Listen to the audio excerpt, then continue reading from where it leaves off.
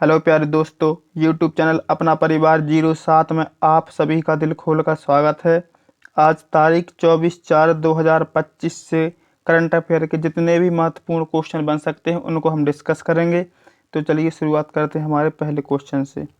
देखिए, हाल ही में दिया है, हाल ही में पहलगाम आतंकी हमले में 26 पर्यटकों की मौत हो गई है। पहलगाम कहाँ स्थित है? तो देखिए, इस क्वेश्चन के ऑप्शन हैं हिमाचल प्रदेश, पंजाब, जम्मू कश्मीर, लद्दाख। तो इस क्वेश्चन का जो सही जवाब होगा हमारा होगा option number C, Jammu Kashmir. तो देखिए, जम्मू कश्मीर में 26 पर्यटकों की मौत हो गई और जो पहलगाम गांव है वो जम्मू कश्मीर राज्य में स्थित है। तो देखिए, इसको देखते हैं। जम्मू कश्मीर के पहलगांव में हुए आतंकी हमले में 26 पर्यटकों की मौत हो गई। ठीक है, जम्मू कश्मीर के पहलगाम के बेरसन में अज्ञात बंदूकधारियों ने निर्दोष नागरिकों पर गोलियां चलाईं। बताया गया है कि आतंकवादी बेरसन घाटी में पहाड़ से नीचे उतरे और पर्यटकों पर गोलियां चलाना शुरू कर दी। ठीक है, इसी जगह को अक्सर इसके लंबे हरे भरे घास के मैदान के कारण मिनी स्विट्जरलैंड कहा जाता है। किसको? पहलगाम को मिनी स्विट्जरलैंड कहा जाता है। तो चलिए इसी के साथ चलते हैं हमारे नेक्स्ट क्वेश्चन पर। ये दिया है, हाल ही में किस राज्य सरकार ने अंतरिक्ष औद्योगिकी नीति 2025 को मंजूरी दी है? तो इस क्वेश्चन के ऑप्शन हैं महाराष्ट्र, कर्नाटक, आंध्र प्रदेश, तमिलनाडु। तो इस क्वेश्चन का जो सही जवाब होगा हमारा होगा ऑप्शन नंबर डी, तमिलनाडु। देखिए, तमिलनाडु सरकार ने राज्य में अंतरिक्ष आधारित उद्योगों को बढ़ावा देने के लिए यह नीति लागू की है। तो इसी के साथ हम चलते हैं हमारे अगले क्वेश्चन पर। दिया है, भारतीय सेना ने किस राज्य में वॉइस ऑफ किन्नौर सामुदायिक रेडियो स्टेशन लॉन्च किया है? तो देखिए, इस क्वेश्चन का जो सही जवाब होगा हिमाचल प्रदेश। ठीक है, उत्तराखंड नहीं होगा, अरुणाचल प्रदेश नहीं होगा, सिक्किम नहीं होगा। ठीक है, तो इस क्वेश्चन का सही जवाब होगा हिमाचल प्रदेश। तो इसके बारे में चलिए देखते हैं। वॉइस ऑफ किन्नौर दिया है, वॉइस ऑफ किन्नौर स्थानीय समुदाय से संवाद और भरोसे को मजबूत करने के लिए सेना द्वारा शुरू किया गया है। ठीक है, तो चलिए अगले क्वेश्चन पर चलते हैं।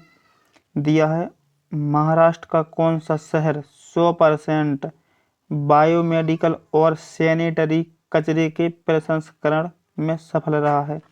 तो इस क्वेश्चन के ऑप्शन हैं पुणे, औरंगाबाद, कराड़ या नासिक। तो इस क्वेश्चन का जो सही जवाब होगा ऑप्शन नंबर सी, कराड़। ठीक है, तो इसके बारे में देखते हैं।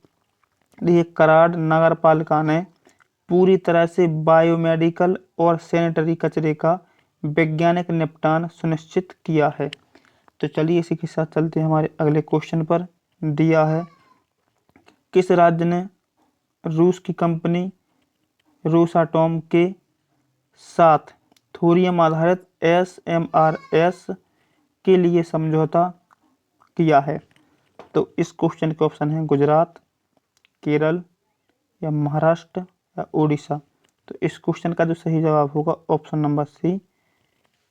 Number C, Maharashtra. देखिए, इसके बारे में देखते हैं। देखिए, यह समझौता थोरियम पर आधारित छोटे मॉड्यूलर रिएक्टर, जिसको हम SMRS के विकास के लिए किया गया है।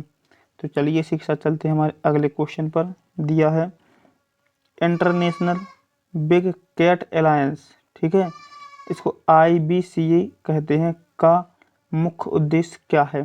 तो इस क्वेश्चन का ऑप्शन है बाघ संरक्षण, सभी जलीय जीवों की रक्षा, बड़ी बिल्लियों के संरक्षण के लिए वैश्विक सहयोग या शिकार पर प्रतिबंध।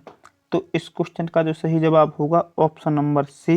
देखिए, 7 बिल्लियों के संरक्षण के लिए वैश्विक सहयोग। तो इसके बारे में देखते हैं। दिया है, IBCA का उद्देश्य शेर, बाघ, चीता, तेंदुआ, हिम तेंदुआ, प्यूमा और जगुआर जैसी बड़ी बिल्लियों के संरक्षण में सहयोग बढ़ाना है। तो चलिए इसी के साथ चलते हैं हमारे अगले क्वेश्चन पर। दिया है पृथ्वी दिवस 2025 की थीम क्या थी। तो देखिए इस क्वेश्चन का ऑप्शन है प्रकृति के लिए कार्य करें, हमारी शक्ति, हमारा ग्रह, एक पृथ्वी, पृथ्वी का नवीनीकरण। तो इस क्वेश्चन का जो सही जवाब होगा ऑप्शन नंबर बी, हमारी शक्ति, हमारा ग्रह। तो देखिए इसके बारे में देखते हैं। इस वर्ष की थीम लोगों को पृथ्वी की रक्षा के लिए सामूहिक प्रयासों पर केंद्रित करती है। तो चलिए इसी के साथ हमारे नेक्स्ट क्वेश्चन पर चलते हैं।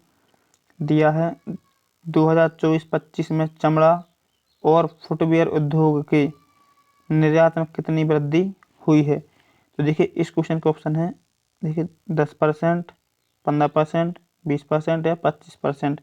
तो इस क्वेश्चन का जो सही जवाब होगा ऑप्शन नंबर डी 25%। तो चलिए इसके बारे में देखते हैं। देखिए भारत का चमड़ा और फुटवियर उद्योग 2024 और 25 में निर्यात में 25% वृद्धि के साथ मजबूत प्रदर्शन कर रहा है। तो चलिए इसके साथ चलते हैं हम अगले क्वेश्चन पर।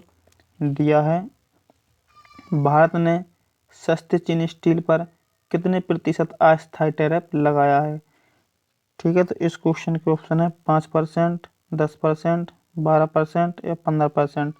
तो इस क्वेश्चन का जो सही जवाब होगा 12%। ठीक है, तो भारत ने सस्ते चीनी स्टील पर 12% का टैरिफ लगाया है, अस्थायी टैरिफ। तो इसको देखते हैं। चीनी स्टील की डंपिंग को रोकने के लिए भारत ने 12% टैरिफ लगाया है। तो चलिए इसी के साथ चलते हैं हमारे अगले क्वेश्चन पर। दिया है लीवर से संबंधित, किससे संबंधित, लीवर से संबंधित बीमारियों के लिए हेल्ड, HEALD, हेल्ड पहल किसने शुरू की है। तो इस क्वेश्चन के ऑप्शन है नरेंद्र मोदी, अमित शाह, मनसुख मंडाविया या डॉक्टर हर्षवर्धन। तो इस क्वेश्चन का जो सही जवाब होगा option number B, Amit Shah. ठीक है, तो अमित शाह द्वारा लीवर से संबंधित बीमारियों के लिए हेल्ड पहल शुरू की गई है। तो इसको देखते हैं। देखिए हेल्ड पहल लीवर से जुड़ी बीमारियों की रोकथाम और इलाज पर केंद्रित है। तो चलिए इसी के साथ चलते हैं हमारे अगले क्वेश्चन पर।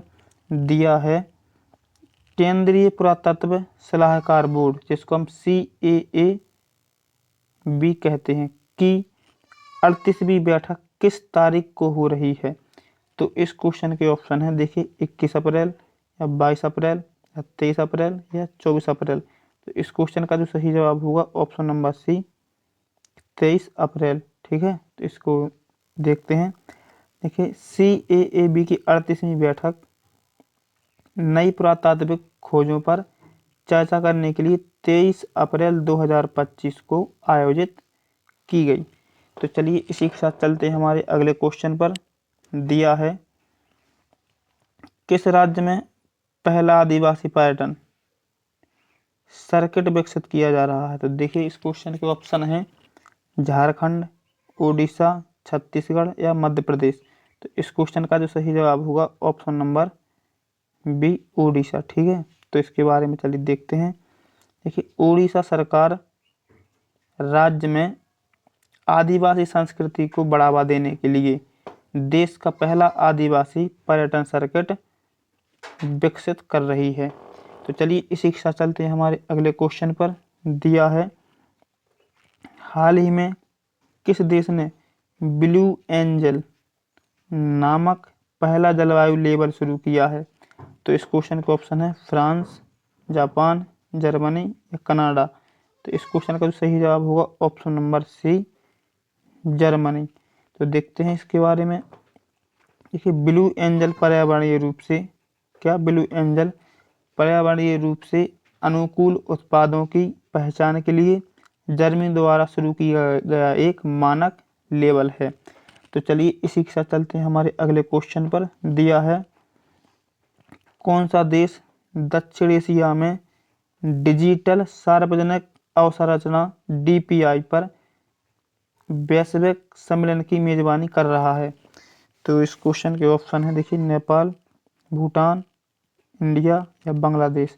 तो इस क्वेश्चन का सही जवाब होगा हमारा देश, भारत देश। ठीक है, तो भारत देश दक्षिण एशिया में डिजिटल सार्वजनिक अवसंरचना DPI पर वैश्विक सम्मेलन की मेजबानी कर रहा है। तो इसके बारे में देखते हैं।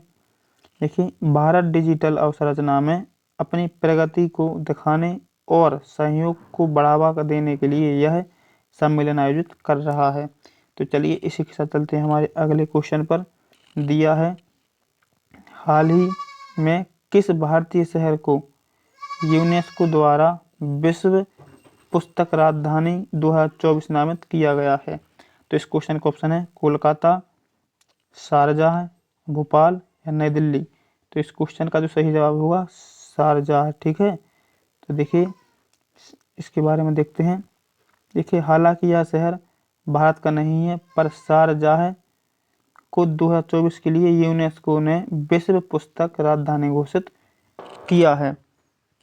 तो चलिए इसी के साथ हम चलते हैं हमारे अगले क्वेश्चन पर, और यही हमारा आज का लास्ट क्वेश्चन होगा। तो देखिए, दिया है, भारतीय अंतरिक्ष अनुसंधान संगठन, जिसको हम इसरो कहते हैं, इसकी फुल फॉर्म होती है इंडियन स्पेस रिसर्च ऑर्गेनाइजेशन, और इसकी स्थापना होती है 1958 में। ठीक है, तो ये आपको ध्यान रखना है।